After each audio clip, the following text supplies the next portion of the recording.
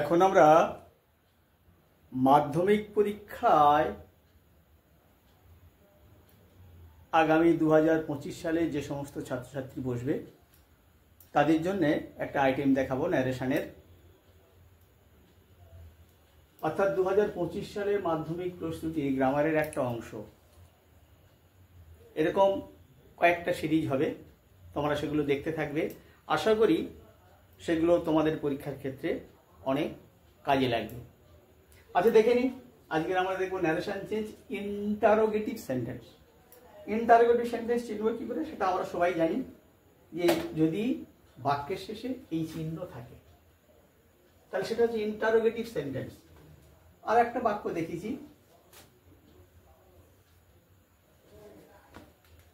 এইবারে দেখি বাক্যটা কি পড়ে।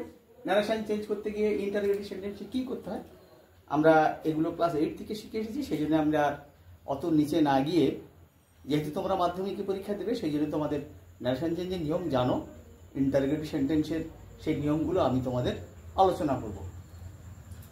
কি আছে দেখি। The trainer said why is everybody late today.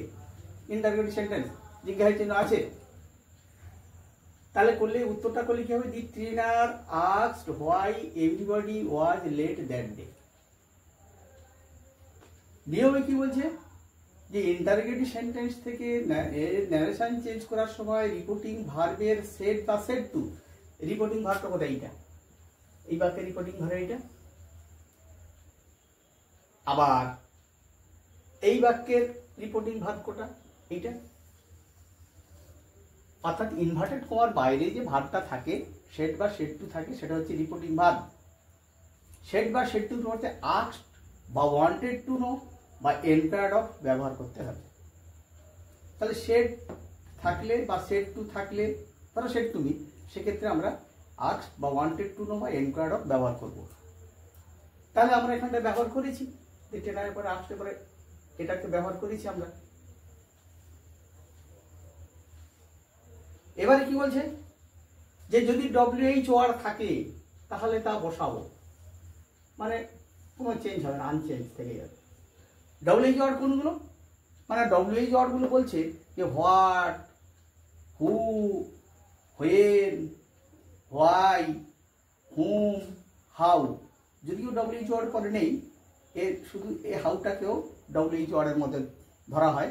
সেগুলো কি হবে না অপরিবর্তিত থাকবে। আছে, অপরিবর্তিত আছে। কিন্তু যদি WH না থাকে তাহলে ইফ বসাতে হবে। তাহলে এই বাক্যটি কি WH ছিল, WH বসিয়েছি। এরপরে কি দিতে হবে? এরপরে দিতে বলছে WH বা ইফের পরে সাবজেক্ট বসবে। বসেছে সাবজেক্ট, ভার্ব কিন্তু বসালে হবে না। এভরিবডি, এটা হচ্ছে সাবজেক্ট, যার জন্য এই এভরিবডিটা এখানে বসলো। এরপরে ভার্বের পাস্ট টেন্স, এই ইজের past tense was, late that day. টুডেটাকে চেঞ্জ করে আমরা দ্যাট ডে করি। আর একবার বলি, যদি ইন্টারোগেটিভ সেন্টেন্সে সেড বা সেড টু থাকে তাহলে তার পরিবর্তে আস্কড করব বা ওয়ান্টেড টু নো করব বা এনকোয়ার্ড অফ করব, যেটা খুশি বসাতে পারো। তারপরে ইনভার্টেড কমার মধ্যে যদি WH থাকে, WH গুলো দেখিয়ে দিয়েছি, তাহলে সেই WH বসবে। তারপরে সাবজেক্ট বসাতে হবে, তারপরে এটা সাবজেক্ট, এভরিওয়ান সাবজেক্ট, তারপরে ভার্বের পাস্ট টেন্স করতে হবে।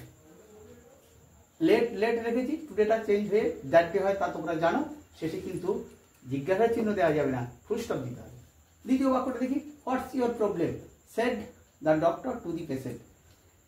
মনে করে নিতে হবে এই অংশটা এখানে ছিল, এখানে যেরকম আছে একই জিনিস ঘুরিয়ে দিলে যা হয়। তার মানে কি, the doctor said to the patient what's your problem, এরকমই ছিল। তাহলে এটাকে কি করবো? বলেছি দি ডক্টর আছে, সেড টু জায়গায় আস্কড হয়েছে।